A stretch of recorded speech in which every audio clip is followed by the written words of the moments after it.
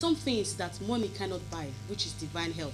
But for some cases, if we can get a happy hand, some cases can be addressed. Well, help is on the way, help is at the doorstep, as we have this group under the aegis of Edo National Association Worldwide. They are here to give us one or two assistants. Well, I have with me in the studio this morning Mercy Grant. Good morning. Good morning. Okay, at the middle we have a male. Blessed are thou amongst women. I have Mr. Edison Oyiboke. Did I get that correct? Edison Oyiboke Osifo. Osifo, okay. And Dr. Evelyn Okonorai. Okonrai, okay. Dr. Evelyn Okonrai. Good morning. Good morning. So glad to have you join us. Well, you are on. You came from. These are Nigerians who live outside the country. You came under this group, Edo National Association Worldwide. So can you tell us what this group is really all about? The Edo National Association Worldwide is a body of all the Edo clubs in the United States, in Canada, and Europe. We actually come together to form this organization so that we can work together to come and make our land better. Okay, so when you say Edo club, what kind of club are you talking about? You know, we have football club, we have association or local government clubs or whatever. Majority of these clubs are family clubs. Okay. Where you have a father, mother, husband and wife and children. We meet once a month. We are outside of Nigeria now to talk about our tradition, to organize activities, cultural activities and other things, and also help ourselves outside of Nigeria. And also try to instill in our children the tradition, the discipline that was instilled in us when we were growing up. Because the United States and Canada is a different society from where we left. So we still try to do that a little bit, while also concentrating on making sure that what we have gone to learn outside of Nigeria, that we bring it back home to help our fathers and mothers and brothers and sisters and friends. And that is one of the things we're doing during this medical mission. Okay. Dr. Evelyn, can you tell us your mission in Nigeria? Because I don't think every one of you are medical personnel. So can you tell us the mission of this ENAW in Nigeria or in Edo State? Okay, the ENAW medical mission, like was mentioned before, it's a free medical mission. We're going to go through the three senatorial districts in Edo State. We're starting tomorrow here in Benin City, Okay. and then go through the three areas that were mentioned earlier before. Three senatorial districts. Right. We're trying to cover as many areas as possible and cover as many people as possible to provide free educational services. Health education will be addressed. Medications will be given, diagnosis made, and physical therapy is also inclusive in what will be provided. We came with a lot of nurses, pharmacists, doctors, medical doctors, of course, and non-medical professionals to address the issues that are inherent here in Nigeria, vis-a-vis, especially in Edo State. Because what we see here may be different from what we see in the United States Okay. or abroad. So we want to create awareness to combat those things that can be combated through health education, and also provide information as much as we can to also address health issues that are very inherent here in Edo State, in the indigenous. Okay. You were all born in Nigeria. You already Yes. know what happens here, what is obtainable here. Here in Nigeria, there is this slogan that nothing is free in Africa, nothing is free in Nigeria. Do you understand? So, Mrs. Mercy or Mercy, to what extent is this medical health free? It is free all the way. I'm not expected to pay tips You or are not anything paying to just for anything. test. No, not Okay. not a dime. We came here. We paid our ways from the United States. We left our businesses. I'm a nurse. He's a nurse. Okay. We left our businesses, our jobs there behind, our families behind, because of the love we have for Edo State, not Nigeria in general, Edo State. Okay. I'm a Benin, he's a Benin, she's a Benin. Okay. So this is 100% free. Free, completely free. Okay. And we raised the funds over there in America.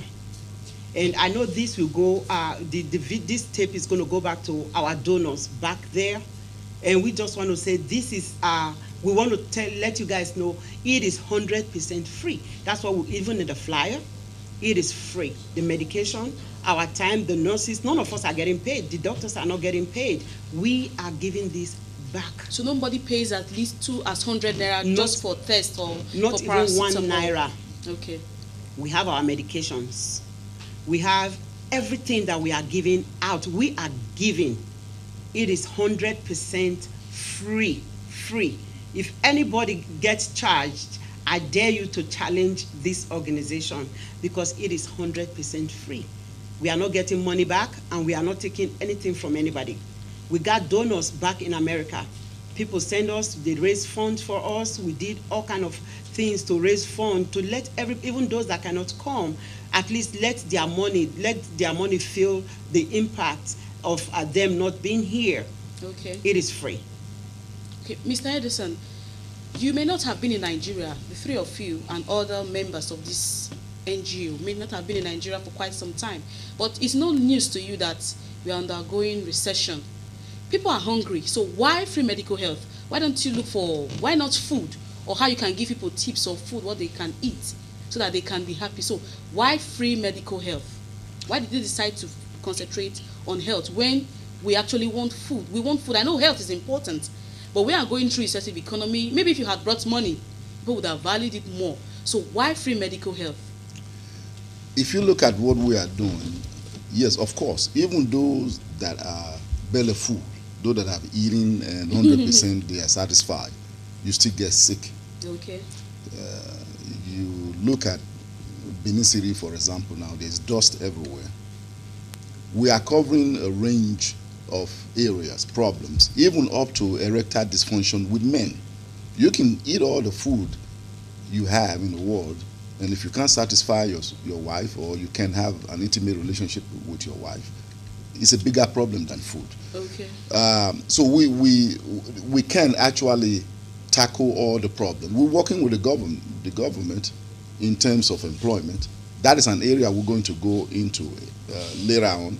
But the ENAW has always done this. This is not the first time. So this is not the first time. This is the Have fifth you been year. to Edo State before? Of course. You come yearly? Yearly. This is the Okay. 5th year.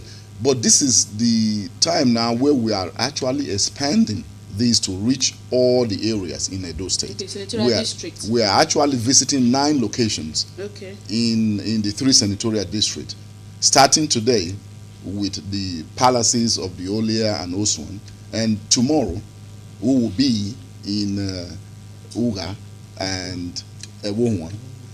Then the day after that we will be in Igobazowa, Oral Ward, Igobazowa and Uhe. The day after that we will be in Uromi and Ewonyi. The day after that we will be in Okbila and Fuga. So we are actually spreading our net, and next year is going to be more than that. Okay. Just like Mr. Grant said, who is the chair of the medical mission team, we're trying to reach everywhere. We're working with the Enogies, the senators, anyone that can actually man a location for us and Okay. organize people and advertise in that area, throw the words around, we will go there. So what we're trying to do, not just to feed, but to do some teaching. Just like Dr. Okwonga said, we're going to do assessment. We see a rise in diabetes, in hypertension. People need to know what is causing it. I know when I see on TV, to show comfortability when people eat, concentrated orange juice is number 1 thing you see there. If you're diabetic, that is the wrong thing you want to really concentrate on, that you want to be taking. So we're doing teachings on food, on lifestyle, health promotion, disease prevention, sex education. We brought medications, we brought condoms, we brought, all the whole, 9 yards. We are covering it. But even if you are belly full, if I come back to your question, Okay. you still have to be healthy. Being you the president or a pedestrian, you still have to be healthy. Of course, we are delving into that of food a little bit, because the coordinator and the chair tells me that we're also going to give a little handout like rice and stuff like that. Okay. But I'm not going to promise that to everybody, but we're Okay. doing that also, because like we told you, this is a volunteer service. We also want to try to encourage that spirit of volunteerism. That is why we are kind of working with The host communities. the host communities, the government, the medical facilities, so that at the end, we all will try and come together to do this volunteer service. You know, we paid for our ticket. We didn't get a dime from the government. We are not asking So are from you sure the you're not going to be government. expecting something in return? What we expect is that our brothers, our sisters, our mothers, our fathers, our friends are healthy. That is the only expectation that we derive from this, and that is going to make us happy. Okay. So I can see, obviously, that you really want to cover a whole lot. You have very mapped out how you're going to reach out to these people. So what are the modalities you have put in place to ensure that this becomes a success at the end of the day? Because it's not easy to pull people together, get one or two persons. How do you reach out to these people? What are the plans that you have put in place? Like, okay, today I'm at Igobazua, tomorrow you're at Irekwe, the day after you are at Uromi. So what plans have you laid out for you to be able to meet your target within the time frame that you have? Like our hosts, in each of these locations, we have hosts. They have advertised by words of mouth Before now? Okay. and let these people know that we are coming.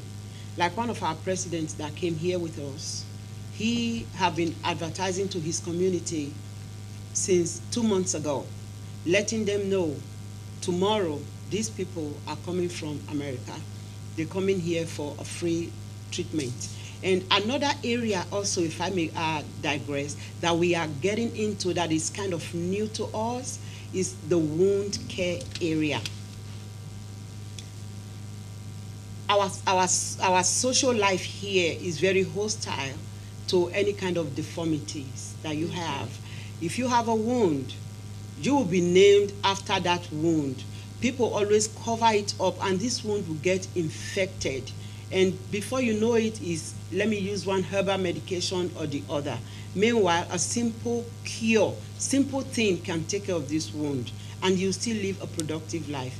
In America, people have wound. Some wound will be so deep that they will get a wound vac. They will just hang it as if it's a little handbag, Okay. and they will be able to function walk in the freely, community. no one- Yes, no one. I mean, it don't smell, it's not infected. So these are the things, the area we are also telling them, look, anybody that have wound, tell them to come on. We are here, we brought our medication. A lot of this medication, I mean, my president, he is the one, we buy these things together. Like one tube is $200. Some are $250 that will buy for a tube, just one tube to treat any kind of wound. So these people, they are ready. Okay. In these different communities, they are very, very ready. They are waiting for us. So now our own anxiety is, we hope we don't disappoint them because people are ready. Okay. And I'm grateful to God for all our volunteers and all our people, all our donors back home. They gave us enough medications. People have volunteers, pharmacists have volunteer medications. We have a lot of things that were donated because people believe in this mission. Some will say, you know what, I can go, but my donations can go. Okay. My medications can go. So these are the things we are here to do. All the modalities have been in place. We started this, announcing this since last year. Okay. And people are ready for us. Okay. So, Dr. Evelyn, the machines and equipment that you are going to be working with, obviously, I know it's not possible for you to have come with everything because you must have boarded a plane, not ship. Right. So, the materials that you are going to be using, that you are going to use here in Nigeria, so where did you source it from? how were you able to get, or how have you been able to put this in place? Because some are little, as in some are handy and you can just package, but there are some that are that's of big size that you cannot carry. What about those cases that you don't need something like a tube to take care of? So what will happen to such cases? So that's a good question.